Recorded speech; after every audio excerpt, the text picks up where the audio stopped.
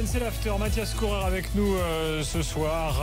Il reste. On va voir s'il est bon dans le quiz tout à l'heure. Mathias, on va voir si au Kazakhstan il a bossé son quiz. Les gars, Bordeaux, Jérôme veut en parler. C'est parti. Jingle Rotten, c'est parti.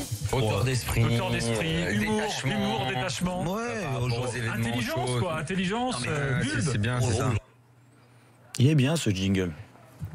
Ah oui, on était un peu second degré, mais enfin bon, t'as peut-être pas. Bon alors, pourquoi tu voulais parler de Gourvenec ce soir ? Écoute, je voulais revenir. Alors, je voulais déjà en faire mon avis tranché la semaine dernière, avant qu'ils prennent 6-2 à Paris, parce que j'ai écouté ses déclarations. Et pas que ces déclarations, mais ces déclarations, elle voulait me faire réagir dans le sens où, voilà, il se plaint qu'on parle pas assez de Bordeaux, on ne passe pas assez de Bordeaux en bien.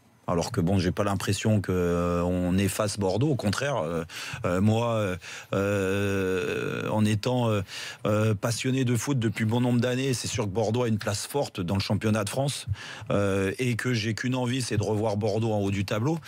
Mais il faut y aller mollo. Ce que je veux dire, c'est que quand je vois qu'il se plaint, donc avant ce match de Paris, et puis d'autant plus après ce match de Paris, ça me donne raison, c'est que j'ai l'impression qu'il a tendance à s'enflammer, mon ami Jocelyn Gourvenec, à travers ses déclarations, à travers ce qu'il dégage sur le banc. Tu vois, je trouve qu'il a perdu l'humilité qu'il pouvait avoir. Et je l'ai connu quand il était à Guingamp, parce que j'étais à Bastia à ce moment-là, et on a joué l'un contre l'autre. Il a fait des choses exceptionnelles depuis le début de sa carrière d'entraîneur, il faut reconnaître. Partir d'un petit club de DH, après arriver à Guingamp, faire monter de National à Ligue 1, de structurer le club pour que ce club reste en Ligue 1, d'arriver à Bordeaux dans une période compliquée à Bordeaux et faire une première année correcte, sans être exceptionnel, mais en étant correct. Cette année, ça repart avec un gros couac quand même du début en Europa League. Et ça, on n'en parle pas assez, mais bon, quand tu perds contre Vidéoton, ça laisse quand même un goût amer, alors que tu t'es battu toute l'année pour faire l'Europa League. Déjà, il aurait dû redescendre d'un cran à ce moment-là. Mais non, il continue. Alors, les résultats lui donnent raison. Oui, avant ce match de Paris, encore une fois, il était invaincu. Mais il faut voir les adversaires, il faut voir le contenu des matchs. Moi, je regarde le contenu des matchs. Il y a eu un gros match de Bordeaux, vraiment. Ce gros match a été contre Guingamp, où ils ont été bons à domicile, même s'ils sont secoués sur un début de match ou un pénalty pour Guingamp, ça tourne bien, ils sont à un partout, ils remarquent le deuxième but, Malcolm fait aussi des différences, Costil fait un gros début de saison. Donc quand ton gardien fait un gros début de saison comme ça, c'est aussi qu'il y a des manques, c'est aussi que ton équipe elle se cherche par moment, et que les adversaires qu'on leur a proposés pour l'instant à Bordeaux, mis à part le Paris Saint-Germain et Lyon, à Lyon. Mais rappelle-toi du match à Lyon, c'est 3-3, but à 88e, 91e, ils reviennent de je sais pas d'où. Et Lyon est réduit à 10 au bout d'une demi-heure de jeu. Donc voilà, il faut relativiser ce résultat.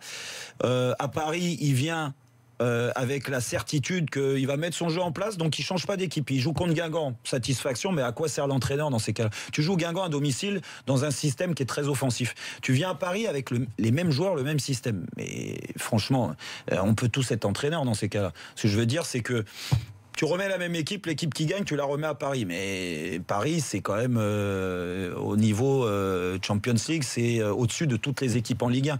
Donc moi, je me dis que cette attitude-là qu'il a eue à Paris, c'est qu'il est un petit peu dans ses nuages, un peu au-dessus. Et son attitude, alors il prend 6-2, il le prend en pleine face, hein. C'est pas bien pour les joueurs, parce que c'est jamais facile d'en prendre autant d'un seul coup. Mais l'attitude en fin de match, à 5 minutes de la fin, il se lève, il vient serrer la main d'Emery alors que le match n'est pas fini. Tu vois, c'est ces choses-là je trouve qu'il a changé, pas du bon côté pour l'instant. Alors j'espère qu'il va redescendre un petit peu d'un cran. Je suis peut-être sévère avec lui, mais c'est ce que je pense. Je te trouve un peu sévère, ils sont quand même 5e. Bon, non, mais attention, les résultats et ce qu'il fait, son travail est remarquable à Guingamp, à Bordeaux sur la première année, même sur ce début de saison. Mais je te dis, j'ai l'impression qu'il est en train de changer un petit peu de cap, et c'est peut-être pas bon pour tout le monde. Non, pas vraiment, non, pas vraiment. Moi, j'aurais même tendance à lui dire à Gourvenec de s'affirmer encore plus.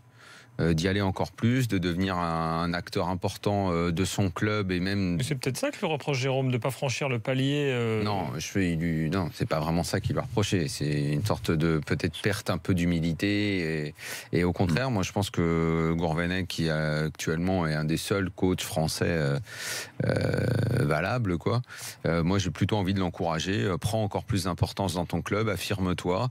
N'hésite même pas à parler parce que je trouve qu'on l'entend pas beaucoup. Même sur le foot, vas-y, ton équipe, moi je la trouve bonne cette année. Il est juste à 1 point de la 3e place. Moi je pense qu'avec l'équipe qu'il a, il peut même jouer la 3e, la 4e place. Ah, tu la vois sur le podium, toi? Non, j'ai dit il peut la jouer. Au vu de ce que font les autres, je pense qu'il y a un truc à faire pour Bordeaux. Ils ont un effectif qui est un peu plus court, mais s'ils n'ont pas de blessés, comme ils ont une saison light sans Coupe d'Europe, qui ça c'est vrai est un sacré échec. Et là-dessus, je l'ai pas entendu assez dire. Alors peut-être que je l'ai pas tout lu, hein, peut-être en même temps, mais lui qui justement est pas du genre à prendre l'Europa League par-dessus la jambe, j'aurais aimé qu'il tape un peu du poing sur la table. Il l'a peut-être fait en interne, donc là-dessus. Voilà. Sur le match du PSG, on sait que c'est. Lui-même l'avait dit, il a raison, c'est une parenthèse. Je suis très déçu de l'attitude de ces joueurs sur ce match-là, qui ont été plutôt résignés, qui ne se sont pas battus, qui n'ont pas été dans un esprit commando pour essayer de faire un peu plus. Mais tu peux pas aider dans un esprit commando avec ce qu'il a mis en place. Que des coups de massue sur la tronche, oui, mais un coup franc, un coup, tout est allé beaucoup trop vite pour eux. On est d'accord, mais tu peux pas avoir un état d'esprit commando avec l'équipe. Il est venu avec son équipe normale. Il est venu avec un 4-3-3. Oui, mais quand les mecs viennent avec un autobus, je suis d'accord. Quand les mecs viennent avec un autobus, on dit les mecs qui font que ça. Et combien il y en a qui réussissent dans une saison avec l'autobus contre le PSG 2? Il y a combien d'autobus qui sont combien d'autobus repartent sans but? Parce que tu changes. Non, mais c'est pas parce que tu passes d'un 4-3-3. Je te dis une connerie, à un 5-3-2 ou un 4-4-2 que d'un seul coup. Non, mais alors, c'est un état d'esprit. Il a tenté le coup, il a pris une tarte. Pour moi, le match du PSG pour Bordeaux, il faut déjà l'oublier. Qu'il pense à la suite. Et j'ai très envie de voir ce qu'il va faire cette année.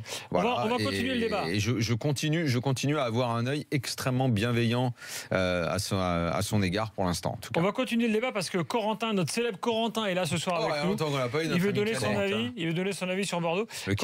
Corentin, depuis le début du championnat, il a raté 3 mi-temps hein, sur tous les matchs de Ligue 1. Donc je pense qu'il a tout vu. Oh le monstre. Il sera avec nous des fois quand on regarde trop. Ah, des fois tu vois pas tout, ou tu vois rien même. Bah ouais, j'ai bien peur de ce qu'il va nous dire. Moi je pense qu'il voit tout. Il nous a quand même déçus l'année dernière. A tout de suite dans l'after.